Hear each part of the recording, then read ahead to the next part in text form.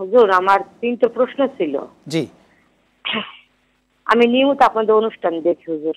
আমার প্রথম প্রশ্ন হলো হুজুর, আমি নামাজে যখন দাঁড়াই তখন মনোযোগ থাকে ঠিকই, কিন্তু আমি এক সূরা বা মানে আবার পড়ি, মানে সূরা মাঝখানে ভুলে যা আবার পড়ি, এটাই আমার সমস্যা। ওকে। আর দ্বিতীয় হলো প্রশ্ন আমার হুজুর, আমার ছেলের চাকরি হচ্ছে না, আমি এত আল্লাহ বিল্লাহ করি, এত কিছু করি, কোন আমল করতে পারি?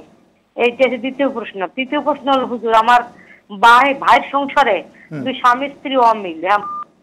ওকে, আপনি থাকুন আমাদের সাথে, ইনশাল্লাহ আপনার প্রশ্নগুলোর উত্তর দেওয়ার আমরা চেষ্টা করব। প্রথম প্রশ্ন যেটা, সেই প্রথম প্রশ্নটা উনি সালাত আদায় করেন, কিন্তু সালাতের মধ্যে যে সূরাটা পাঠ করেন, ভুলে যান আবার পড়েন, ভুলে যান আবার পড়েন, সমাধান কি? আসলে এটা কোনো দোষের কিছু না। আপনি নামাজে ভুলে যেতে পারেন, তবে একটা জিনিস আপনার কনসেন্ট্রেশন ঠিক রাখতে হবে। কেন আল্লাহ তাআলা বলেছেন, ক্বাদ আফলাহাল মুমিনুনা আল্লাযীনা হুম ফি সলাতিহিম খাশিউন। সফল মোমেন তো সেই যে খুশু খুজুর সাথে নামাজ পড়ে। খুশু খুজুটা হলো কনসেন্ট্রেশনটা থাকবে টোটালি আল্লাহর দিকে, যে সেটা আন তা'বুদাল্লাহা কাআন্নাকা তারাহু ফাইন লাম তাকুন তারাহু ফাইন্নাহু ইয়ারাক। নামাজটা পড়তে হয় এমনভাবে যেন তুমি আল্লাহকে দেখছো, যদি আল্লাহকে না দেখো তো না আল্লাহ তোমাকে দেখছে, এই অনুভূতি থাকতে হবে।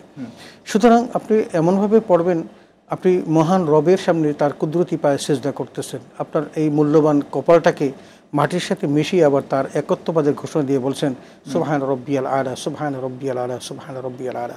এটা আল্লাহর কাছে অত্যন্ত পছন্দনীয় ইবাদত। তো আপনি যখন এটা মনে করবেন, বাংলার বা পৃথিবীর কোনো শাসকের সামনে গেলে আপনি যতটা সংকুচিত থাকতেন, আপনি যদি মহান রবের সামনে দাঁড়িয়েছেন এই সংকোচ বোধ থাকে এবং তার প্রতি বিনীত থাকেন কানিতিন, তাহলে দেখবেন যে আপনার মধ্যে সেই ইয়াটা থাকবে না।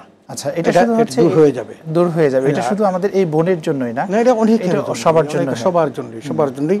তবে আপনি বারবার যে পড়াটা, এটা আমরা কোনো ক্ষতির কিছু নেই। আপনি তেলাওয়াত করবেন, তবে একটু মনোযোগ দিয়ে খেয়াল করে নামাজ পড়ার চেষ্টা করবেন, তাহলে ইনশাল্লাহ সফল হয়ে যাবেন।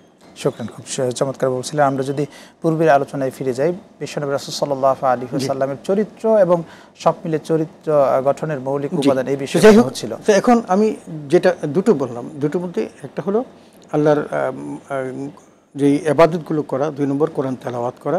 এই কোরআন তেলাওয়াতের মধ্যে একটা কথা না বললেই নয়। একটা ফোন নিয়ে আসি। জি জি, দর্শক কে আছেন? আসসালামু আলাইকুম, নাম বলে প্রশ্ন করুন।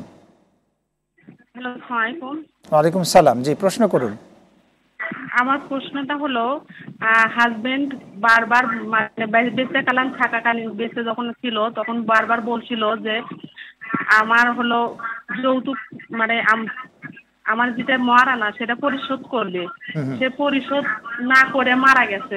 মারা গেলে তার জন্য করণীয় কি আমার? শুকরান, আপনি থাকুন আমাদের সাথে, আপনার প্রশ্নটা আমরা পেয়েছি। যে ইম্পর্টেন্ট একটি প্রশ্ন।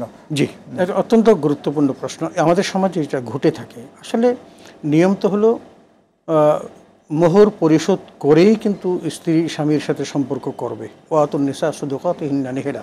আল্লাহ তাআলা কোরআনুল কারীমে যেটা ফরজ করেছেন সেটা তো কারো পক্ষে অ্যাভয়েড করার কোনো সুযোগ নেই।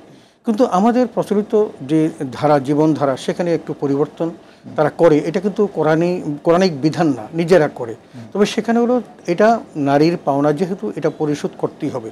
তবে ইসলামী শরীয়ত যে নিয়মটা করেছে, যদি স্বামী মারা যায় তাহলে তার যে স্থাবর অস্থাবর যাই সম্পদ থাকুক না কেন, সেখান থেকে আগে মোহর আদায় করতে হবে, বন্টন হবে পরে। তাহলে তিনি কি করবেন? তাহলে তার মোহরটা আগে নেবেন, তারপরে তিনি স্ত্রী হিসেবে স্বামীর কাছ থেকে যা পাওয়ার সেটাও তিনি পাবেন। এটা না দিয়ে তাকে কবরস্থ করার কোনো সুযোগ নেই, এবং তিনি তারা কিন্তু অনেকে না জেনে কিন্তু এই কাজটা করে থাকেন। আপনি দেখবেন শরীয়ী বিধানটা হলো যে যদি মোহর দেনা থাকে এবং না দিয়ে থাকে, তাহলে তার ওই সম্পদ বন্টন করার পূর্বে